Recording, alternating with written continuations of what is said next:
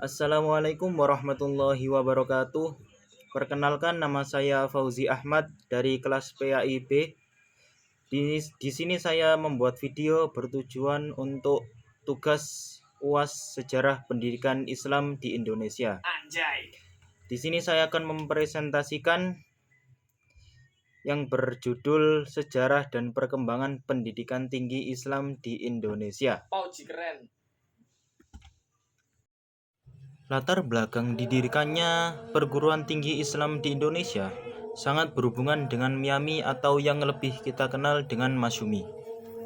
Pada tahun 1943, Miami atau Masyumi memberikan andil besar dalam pembentukan pendidikan tinggi Islam di Indonesia. Banyaknya tekanan yang diberikan pemerintah Jepang pada saat itu membuat sempit pergerakan organisasi di Indonesia, terutama organisasi Islam. Namun Masyumi memiliki pendekatan lain kepada pemerintahan Jepang, sehingga mampu mengambil langkah maju untuk mewujudkan rencana mendirikan Sekolah Tinggi Islam atau STI yang terindikasi dengan terbentuknya panitia pendiri STI yang diketuai oleh Muhammad Hatta. Dan pada akhirnya pada bulan April 1945, Masyumi segera menyelenggarakan pertemuan di Jakarta yang dihadiri oleh organisasi-organisasi Islam yang berfederasi anggota Masyumi, kalangan intelektual, dan ulama pemerintah. Sekolah Tinggi Islam atau STI didirikan kembali di Yogyakarta pada 10 April 1946 dan diresmikan oleh Presiden Soekarno dan wakilnya pada tanggal 27 Rajab 1364 Hijriah, di saat peringatan Isra Mi'raj Nabi Muhammad SAW bertepatan dengan 8 Juli 1945 di Jakarta. STI pernah diresmikan yang disponsori oleh Masyumi dengan bantuan pemerintahan Jepang. STI terus berjalan di Yogyakarta pada tahun 1946 dan tahun 1947 dengan kurang lancar dikarenakan waktu itu bangsa Indonesia sedang berjuang untuk mempertahankan kemerdekaan. Apalagi hampir warga akademika STI ikut memanggul senjata melawan para penjajah yang hendak kembali. Pihak pemerintah dalam keadaan seperti itu masih memberikan perhatian kepada Sekolah Tinggi Islam. Terbukti pada tahun 1947, Kementerian Agama Republik Indonesia memberikan bantuan dana sebesar Rp60.000. Nah, latar belakang didirikannya STI yang pertama adalah kemerdekaan Indonesia. Kelak pasti meminta pengisian intelektual Islam, calon-calon pemimpin yang sanggup memimpin dan mengurus negara menggantikan pemerintah kolonial penerus generasi yang akan datang. Yang kedua, diperlukan satu perguruan tinggi yang dapat menghimpun keserasian antara ilmu-ilmu agama dengan ilmu-ilmu umum, keseimbangan hidup duniawi dan nukrawi. Yang ketiga, diperlukannya satu perguruan tinggi yang dimiliki oleh seluruh umat Islam, yang berlandaskan ajaran-ajaran Islam dan merupakan wadah persatuan seluruh umat Islam dalam usaha menanggulangi pengaruh kehidupan Barat yang dibawa oleh penjajah. Selanjutnya adalah STI diubah menjadi UI. Pada bulan November 1947, STI dikembangkan menjadi Universitas Islam Indonesia, mengasuh 4 fakultas yaitu Agama, Hukum, Pendidikan, dan Ekonomi yang dibuka secara resmi pada tanggal 10 Maret 1948, bertepatan dengan 27 Rajab 1367 Hijriah. Dengan demikian, UII berpusat pada Yogyakarta.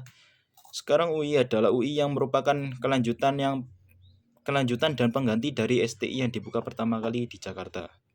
Selanjutnya adalah perubahan dari STI menjadi UI.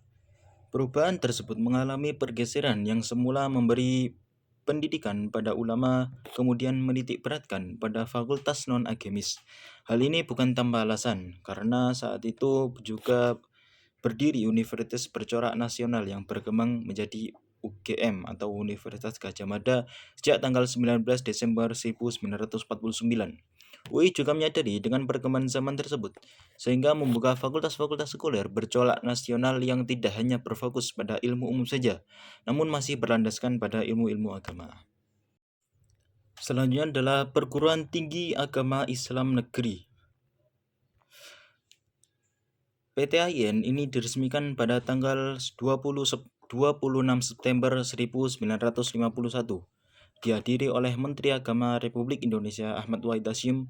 Penyelenggaraan PTAIN selanjutnya diatur dengan peraturan bersama Menteri Agama dan Menteri PP dan K tertanggal 21 Oktober 1951 yang ditandatangani oleh Ahmad Wahid Hasyim dan Mr. Wongsonegoro sebagai upaya peningkatan kualitas sumber daya manusia. Kemudian juga didirikan Akademi Dinas Ilmu Agama atau ADIA di Jakarta pada tanggal 1 Juni 1957 dengan visi guna mendidik dan mempersiapkan pegawai negeri yang akan mencapai ijazah pendidikan semi akademi untuk dijadikan ahli didik agama pada sekolah-sekolah lanjutan baik umum maupun kejuruan dan agama.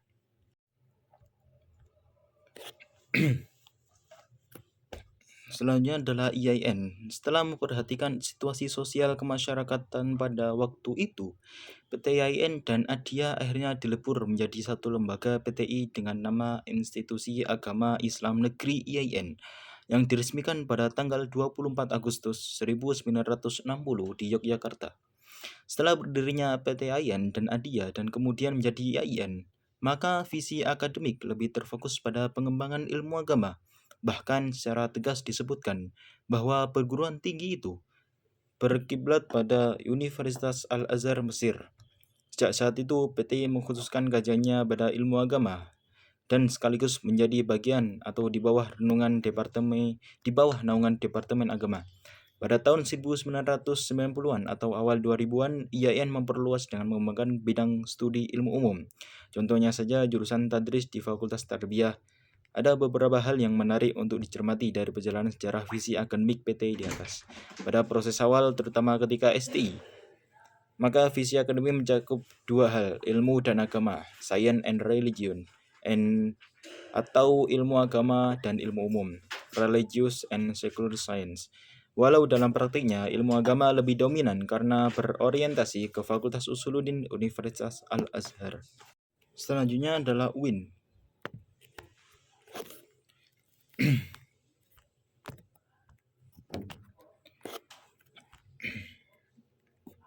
Perubahan relatif fundamental mulai muncul dengan lahirnya Universitas Islam Negeri.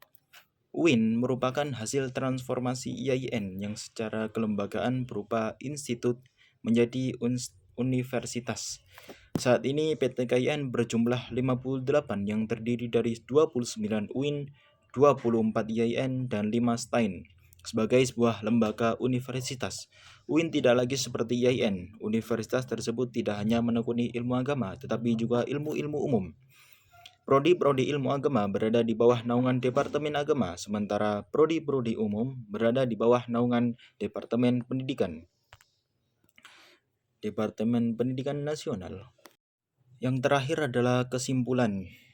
Kesimpulan yang saya dapat ambil adalah pendidikan tinggi Islam telah melewati banyak fase perkembangan, mulai dari STI, PTIN, IAIN sampai menjadi UIN. Melalui fase-fase tersebut, perguruan tinggi Islam di Indonesia, khususnya UIN, telah menjadi lembaga pendidikan tinggi yang berperan penting dalam mendukung perkembangan keilmuan dan kultural Islam, sekaligus berkontribusi pada pembangunan nasional. Perguruan tinggi Islam telah menjalani transformasi untuk tetap relevan dengan perkembangan zaman dan tuntutan masyarakat pada saat ini. Mungkin cukup sekian presentasi dari saya. Kalau ada yang salah mohon dimaafkan. Assalamualaikum warahmatullahi wabarakatuh.